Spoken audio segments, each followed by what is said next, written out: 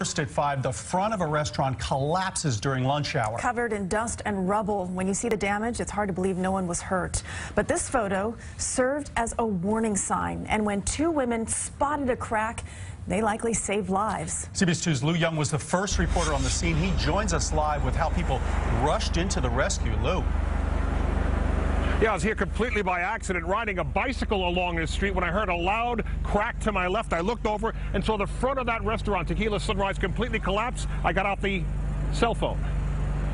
I took this video about 10 seconds after part of the restaurant thundered down onto the sidewalk, a pile of bricks and lumber that had been a front parapet, a once solid wall and overhang faced with Spanish roof tiles covering the part of the roof line that faces Larchmont Avenue. It was a jarring sight because this is what it looked like moments before.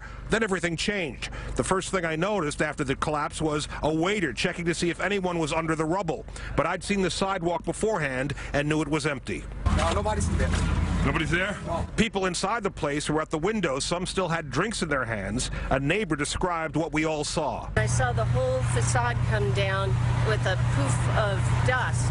Amazingly, a passerby noticed something was wrong just a few minutes earlier. I saw the crack in the side of the building. I was standing there with my friend. You took the picture? And I took the picture, yeah. She decided to run the photo over to the building department at Village Hall here while her friend went into the restaurant to tell them they might have a problem. I told the bartender we came out and he saw it, and then I think the people who were sitting outside went in.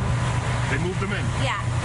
You probably saved their life. I guess, yeah. It's a popular place. There are few people in this town who haven't sat at the tables outside Tequila Sunrise. The fire chief here says a disaster was narrowly averted. We got the call of an explosion. That's how it came in, as an explosion. And when we got here, there was a total collapse of the parapet. As you can see, you said you were a witness to it.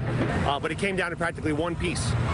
So it was difficult to determine if anybody was underneath because it was one slab of the parapet, concrete, brick, and wood. So we did mostly work by hand in the beginning, trying to get some of the debris away so we could see. The waiter who moved people in off the sidewalk before the collapse was still visibly shaken hours later. Identified only as Carlos, he insisted he's no hero and didn't want to talk.